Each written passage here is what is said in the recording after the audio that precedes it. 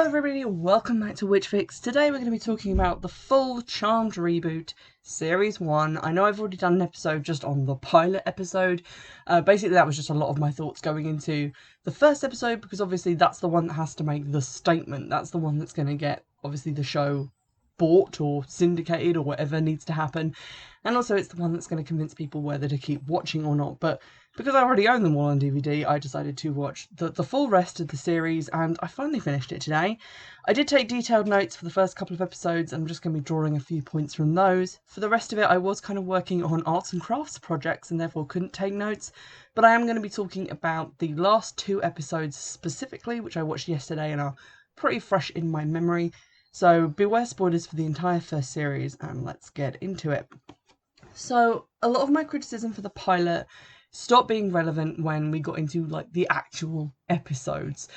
So a lot of the like overly feminist stuff just kind of died out a little bit after the first couple of episodes. It was sort of diluted and absorbed into actual plot happening, and so didn't stick out as much and wasn't as annoying. I really quickly got to like at least two of the sisters. I liked Macy and I liked Mel. Maggie was okay, but she kind of reminded me too much of Phoebe from the original series, i.e. just being kind of young and naive and really fucking stupid about people who she was dating. So I felt like I'd seen her character not just in like regular Charmed, but in other things as well, so she wasn't as interesting to me. But I did like Mel and Macy, as they seemed like more original characters. What I did like as well was the fact that their powers changed and grew quite quickly, or that the writers had extrapolated on the themes of their powers so that they were used in different ways. I feel like in the first series of like original Charmed, all we had was like Prue moving stuff with her mind, like you would throw something with your arm. Piper obviously being able to freeze things, but then not being able to freeze most things because they were so super powerful that they were immune to magic. And Phoebe having like one premonition per episode. Whereas in this, Macy obviously has the power to move things, but she also has a secondary power of evil sight, which she starts to use. And even her moving things power, she seems to have a lot more control over it, and then uses it to actually like fight things in a way that I don't think Prue really did in the original series. For instance, in one episode she crushes a bug demon with this like massive like generator sized thing, and I don't remember her ever lifting something like that. I distinctly remember an episode where they had to make 3 of Prue for her to be able to move a large stone statue with her mind. So it did seem like Macy had a lot more power and was using it for things. She references getting dressed with it in the morning, and I feel like that is how you would use telekinesis if you had it. You would just start using it as like a third hand because it would come naturally to you. The most like impressive growing power I think was Mel's, because she's described as not just like being able to freeze things, but being a time witch. So she develops an ability where she can focus her time ability on an object or area and speed time up. So she does it to break down the structure of a ring and to rapidly age a plant that they need for a spell. So that's really interesting, and definitely kind of shows that they're extrapolating on some of the stuff from the original show and making it their own. I had to give it to them that they did make the empathy power a lot more interesting, because as well as being able to read people's minds and emotions, Maggie can develop and make like balls of emotional energy, and sort of use them as like a force field, I think she does at one point. And also she can reach people who are in comas or possessed or sort of hypnotized or mesmerized by magical means, which would definitely have been useful in the original show, because I feel like that happened to people a lot. So that's pretty interesting and cool as well. Initially, I was kind of turned off because the first couple of episodes are kind of sequential. They follow on to each other, and things happen at the end of one, which then get dealt with in the next episode.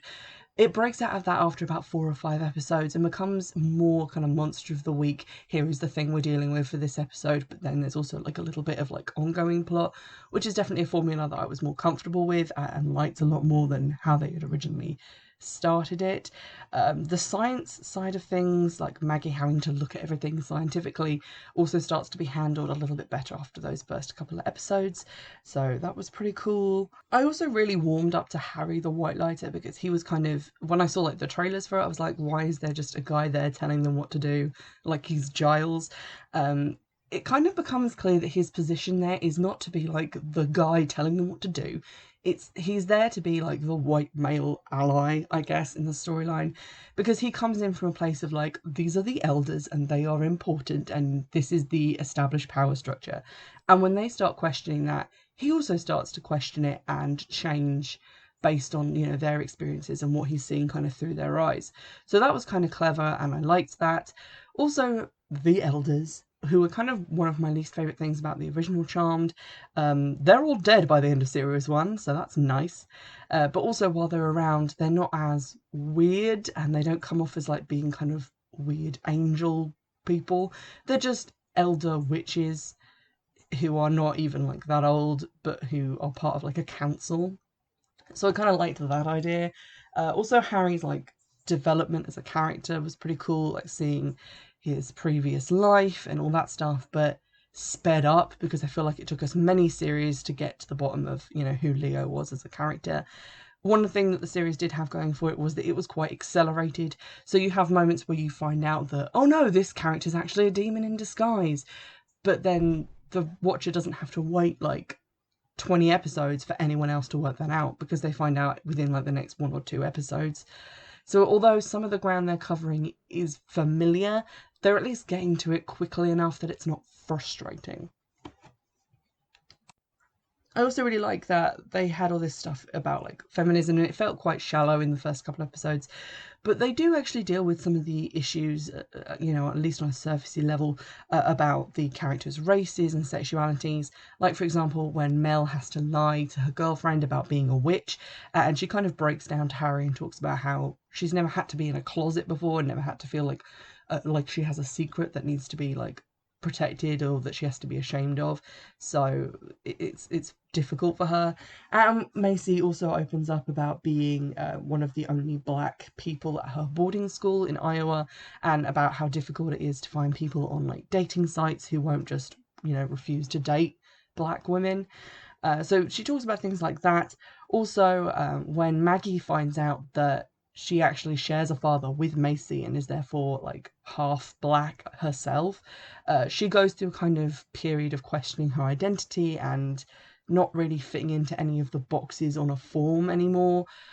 So she kind of questions that. It's not handled like particularly deeply. I think it's only like mentioned in 1 episode, but it does show that they are kind of at least considering some of these issues. One of my favourite episodes was, I think it's called like Manic Pixie Nightmare or something like that, but essentially it takes on this like manic pixie dream girl trope. Like, just picture Zooey Deschanel from New Girl, that whole kind of thing. And the episode kind of deals with that, and this sort of pixie girl who's like luring men to their deaths, but that she's being controlled by some hipster dude who wants to succeed in his film class. And the end of that episode nearly made me cry because it kind of was so textbook in the way it handled the idea of an abusive relationship, which was just very affecting, and I think the actress really pulled it off quite well. So although the episode was kind of funny and based in these kind of like ridiculous tropes, it also came around at the end and became quite like heartfelt, which was a kind of a high point for the series. I really enjoyed that episode. Unfortunately, the end of the series I didn't like a huge amount, which was unfortunate. The last 2 episodes in particular, basically for the whole first series, or I say the whole first series, for the first 5 episodes they're talking about the apocalypse, and then they forget that that's happening, and then they remember like 5 episodes before the end. So basically there's a prophecy, the source, who you probably remember from the original Charmed as being the source of all evil, but the source is going to rise up and create the apocalypse, and that will spell the end of life as everyone knows it. So the source has to possess someone who is a human-born demon, which is Maggie's boyfriend. So they're kind of trying to fight against that and then trying to stop the steps of the prophecy for those last couple of episodes. We do, however, find out that Macy is part demon, so it's incredibly predictable that she's going to be the one who ends up taking on the source. And then the last episode is basically her with that power and the others trying to stop her. And it feels like the season should have ended with her becoming the source, and then the next 3 episodes of the next season should have been them dealing with it. Because although I said that they accelerate through some stuff which is similar, which is kind of stuff we've seen before, this feels rushed to the extreme. They go to about 4 different alternate timelines that she has created in the space of 20 minutes, and none of them are really explained that well. They wake up in one where the windows are all boarded up and there's screaming outside, and they're dressed in grey clothes, it's military or something. And it's never really addressed what this world is or how it got the way it is or any of this stuff. They see their mum, because in this timeline she's still alive.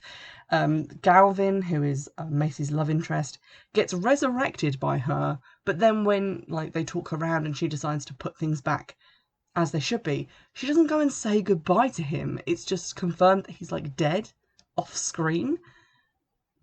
They didn't even bother to put that scene in, and it just feels like it was incredibly rushed. And also the apocalypse was probably a bad move to do in series 1. I think series 1 of normal Charmed was basically just some people who were in charge of Prue's company were evil and trying to steal her powers. And then the end of the series, they killed them. You need to keep the stakes low so you have somewhere to go. But this felt like, no, we're doing the apocalypse and the source of all evil in series 1. And it feels like it's very quickly going to get into that kind of supernatural area of one-upmanship, where it's now we're going to punch God in the face because we've run out of escalation.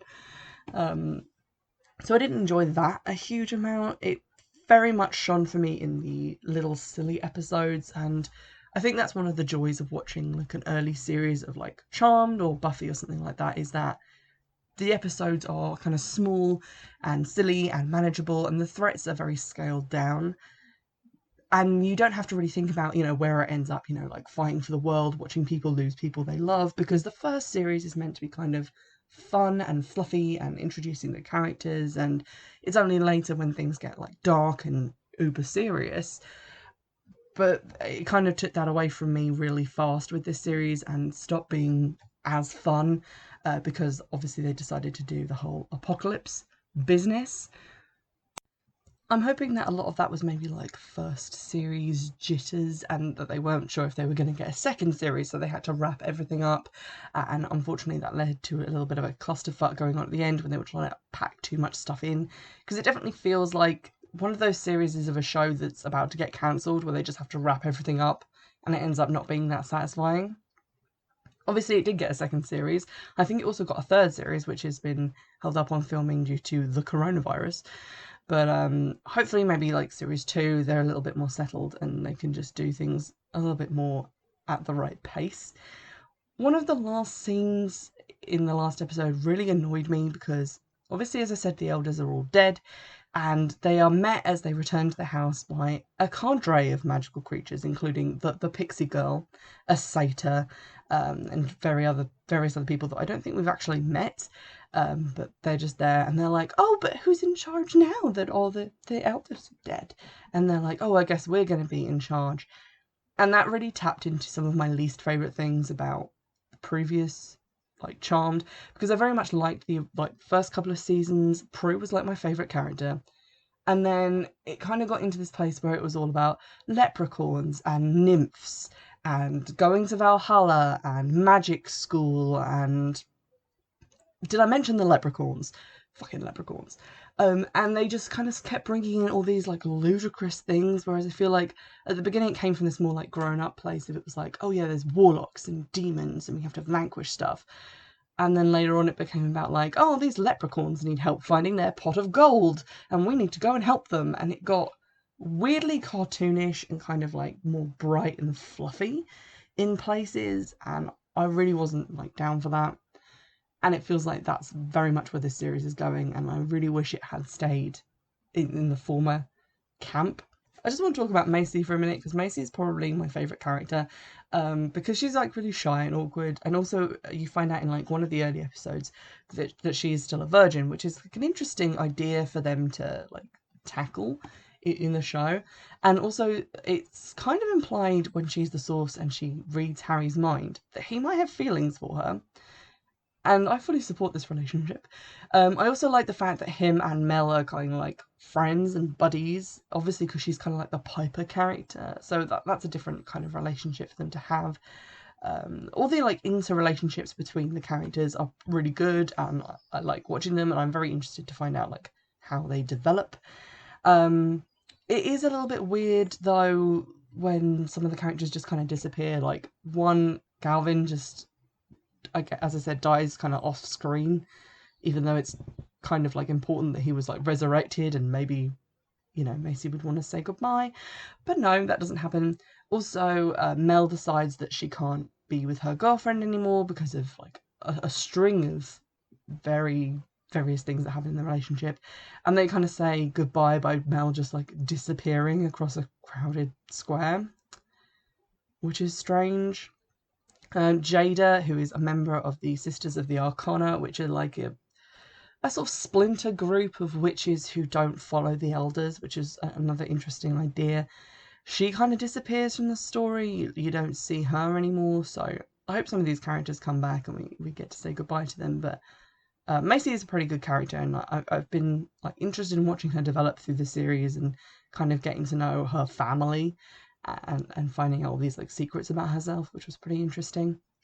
I will say the CGI is terrible and remains terrible. Like, it doesn't look like cheap CGI most of the time, but the demons, when they come into the like full CGI only forms, they look a bit terrible, and I really wish they'd kind of stuck to the practical effects makeup that they used in like the original Charmed, Buffy the Vampire Slayer, because having like a full man of CGI just isn't going to age well and doesn't look that great to begin with. So my takeaway for the first series was basically that it was quite ambitious. It did some things quite well in how it either reimagined or completely deviated from some of the things in the original series. It kept some of the things that I really liked about it, but also a lot of the things that I disliked about the original Charmed series, and seems to be set on kind of doing the same kinds of things, like with the leprechauns. So that's a little bit disappointing. It misses a few steps in places. There's some clunky writing in the first couple of episodes where they're, I guess, still trying to find their feet about how to be a show that addresses some of the issues they're talking about. For instance, like Harry keeps dropping references to like President Trump and Brexit and all that stuff, and it's like, I feel like we get enough of that on Twitter, and this is going to age the show appallingly in like 5-10 years. So we could have done without that. I don't think it's a terrible attempt at like a reboot. I disagree that it could have been called like a feminist reboot. It feels to me like a more diverse reboot, which I guess is maybe sort of what they could have said. But it is like, I guess, a little bit more intersectional in terms of feminism. But overall, it's kind of a fun watch. I think it's coming to like Netflix or something soon. So if you haven't already, give the first couple of episodes a watch. And if anything, it just kind of makes you want to watch the first couple of series of previous Charmed again, which is no bad thing. But it's kind of like being able to watch those without having to go through all the like, you know, Phoebe and Cole, is Leo going to be able to marry Piper kind of drama stuff, which is a little bit boring once you've been through it once. This is kind of a little bit more fresh and new, and at least stuff you haven't seen before. So give it a chance, and let me know how you feel about it if you've already seen series 2, which I haven't been able to see yet because it's not out on DVD. But let me know if it like gets better or worse, if my feelings about where the show's heading are completely wrong, or if there's going to be leprechauns, because I need to be forewarned if that is the case. And in the meantime, I'll see you in the next one. Bye!